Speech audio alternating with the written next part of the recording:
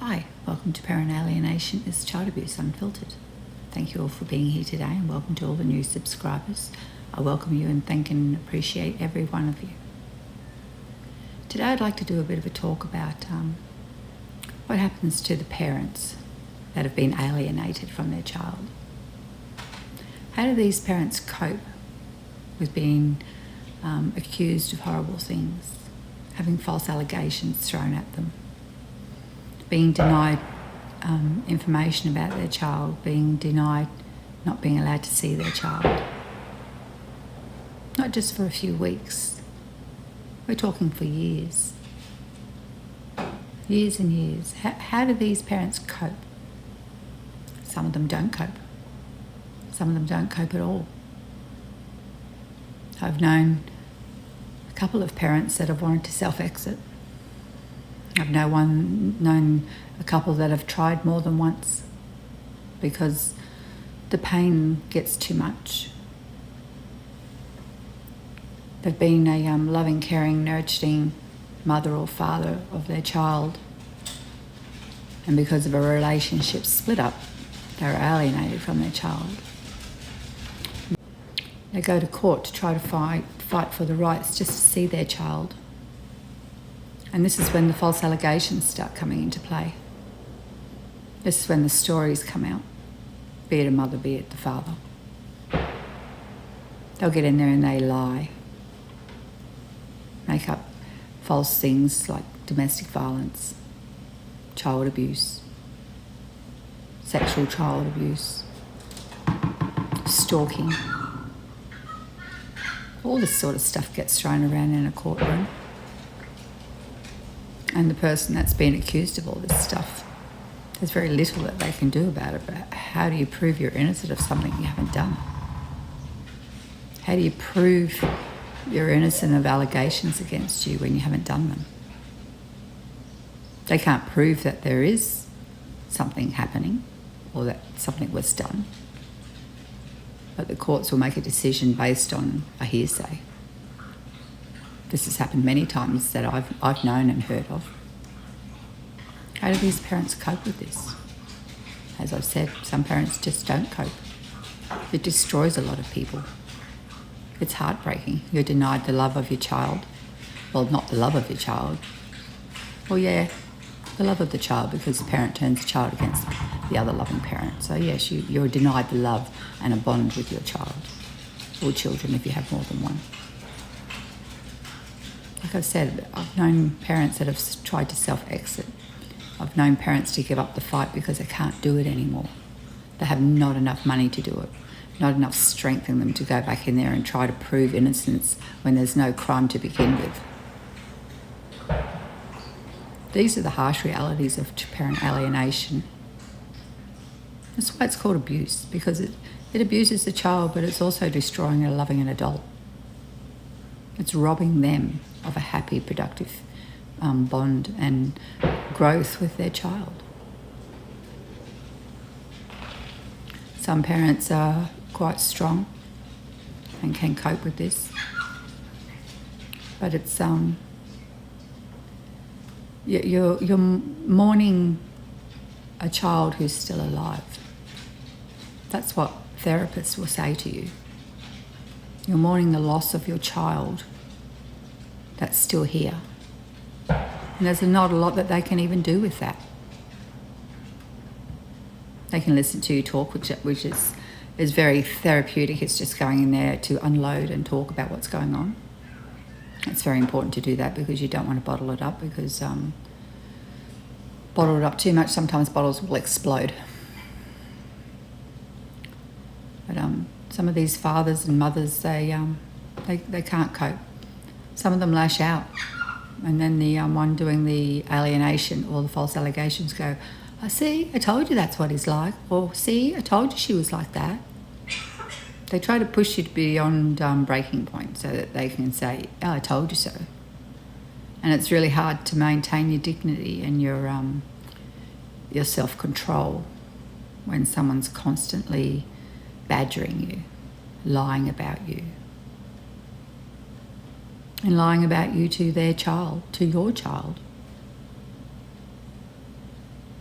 It's unfathomable that people can do that to another person. That someone could do that to a child. Push a loving parent to the point that they don't want to be here anymore.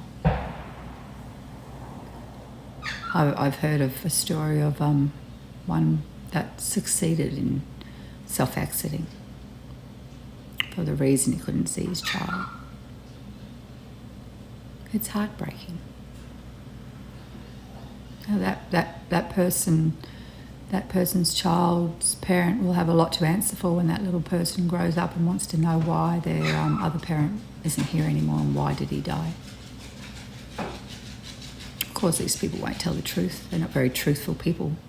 They like to play victim, like to pretend to be nice when they're actually not. They just destroy lives. They destroy an innocent children's life, as well as the other grown-up adult person's life. As I said before, how do you fight an allegation against you? How do you fight an allegation against you when there was no crime to begin with? How do you prove you didn't bash somebody when you didn't bash somebody? How do you prove you didn't neglect somebody when you didn't do that?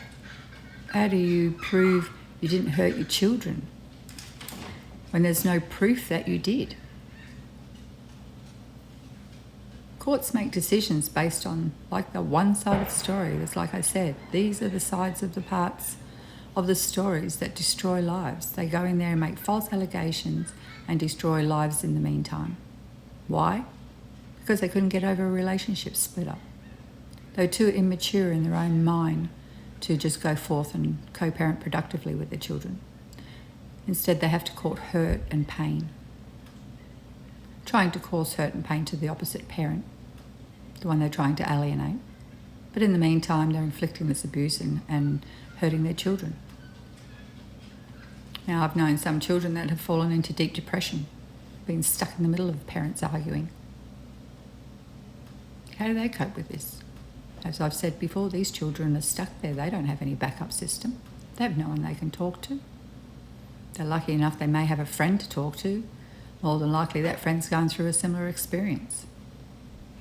As I've said before, parent alienation is on an epidemic level. It needs to be stopped. People are losing lives for nothing, because they've been pushed into a corner that they can't get out of, that there's no way out. They're like banging their heads against walls, screaming innocence and not being heard. Not being heard. Like I've said, some of them just give up the fight because they can't do it anymore. Then the narcissist wins and the child's stuck and robbed of a happy, productive life with both parents in there, not just one alienating parent. I think we need to keep spreading the word, just like keep telling people. And if you see somebody that's doing it, like give them a bit of a wake-up call. Just maybe remind them that this child isn't going to stay little for long. And this child will remember everything you've done and all the harsh thing you've said about the opposite parent. How the parent didn't love them and how the parent didn't need them or didn't want to be in their lives, and they're the reasons that they've left. It's your fault. Because this gets thrown around. It needs to stop. Kids need to be kids. Kids need to be happy. Not stressed out about wanting to see their mother or wanting to see their father, or listening to the other parent bad mouth the parent. And the court system needs to have a bit of a shake-up. They need to have quicker times in the way that they process everything. Everything is a time thing. Like even just put paperwork is, oh, well, that'll take a couple of weeks. Okay, we'll see if we can get you into court. That'll take a couple of months. Okay, we have a court hearing. You go in there, say 3 or 4 words. Okay, we'll postpone it now for another 6 months. Okay, another hearing's in another 5 months. Another hearing in another 3 months. They just bounce you around. So like, just be adults. You are adults now. You're not children anymore. You're not in a school ground where you can manipulate and control younger people. Well, you're controlling your child. But you're a grown-up. Act like a grown-up. Relationship didn't work out. That's what happens. Don't destroy lives. Don't make up lies. Because your lies will have to be answered one day. Are you ready for that? Have you got your story straight on what you're going to say? Because the truth will come out regardless of what you say. The truth will come out. As for the parents that are fighting to see their children, I'm sorry. I'm sorry that you have to do this.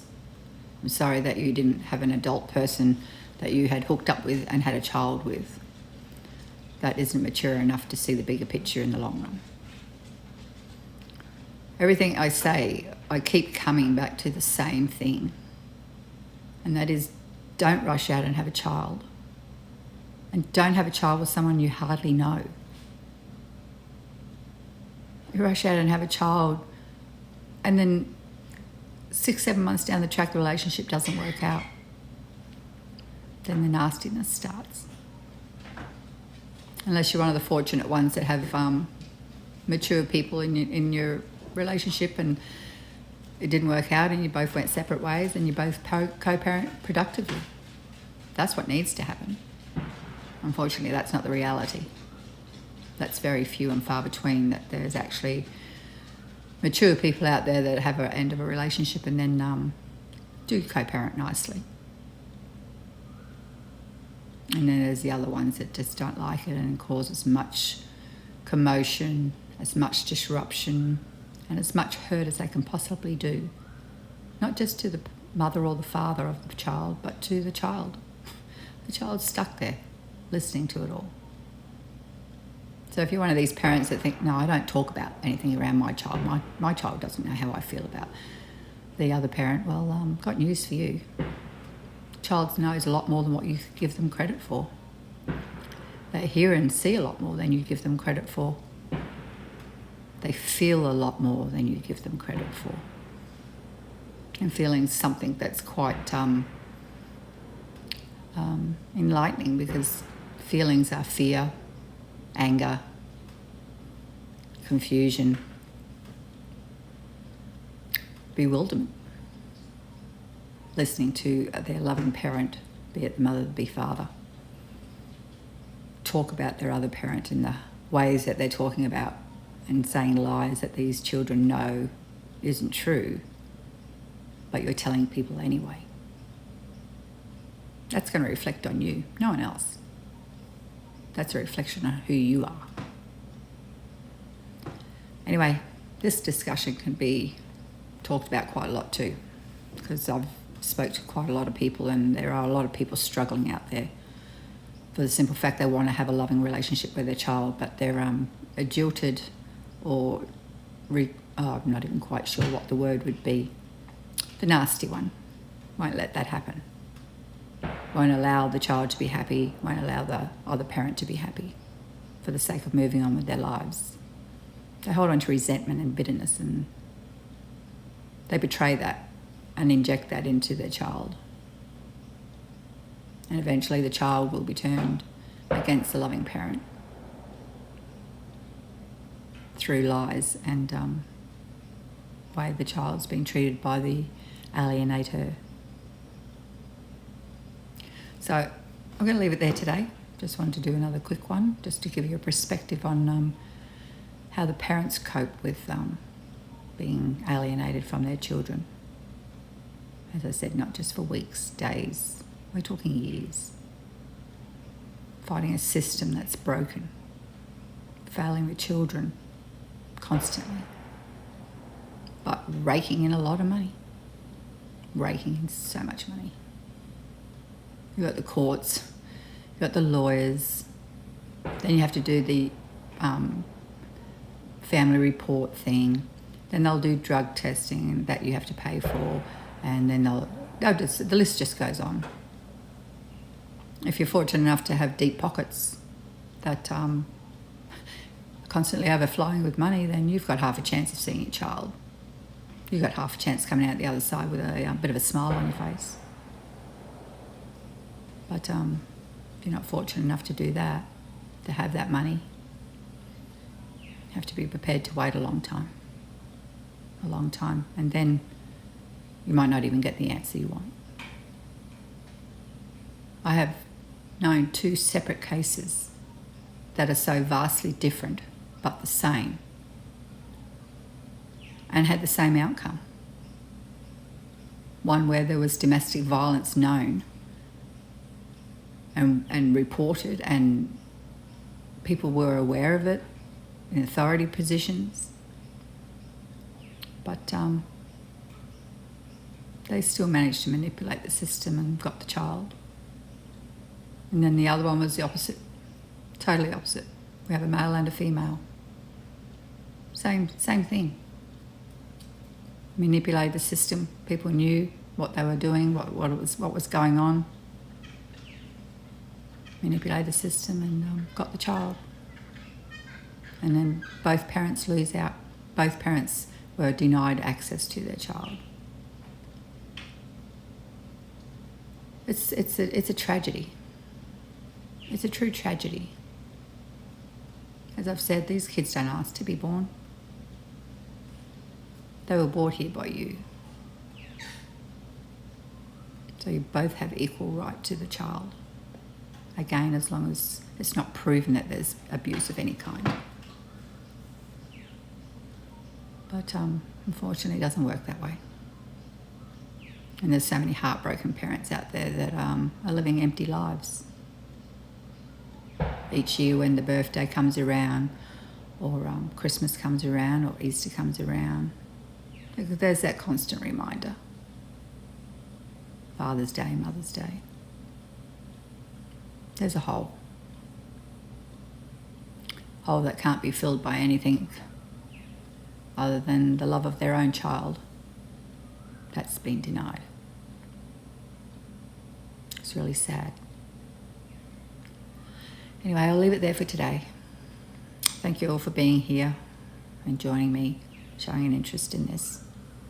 Got to keep talking about it. Got to keep spreading awareness and educating people on what trauma and what damage can be done to people. Narcissist people, I would like to think they have a conscience. One day their conscience will have to kick in, because one day they're going to be faced with the harsh reality of answering for what they've done and why they've done it. I'd like to be a fly on the wall for that one. Anyway, I'll catch you all on my next one. Bye.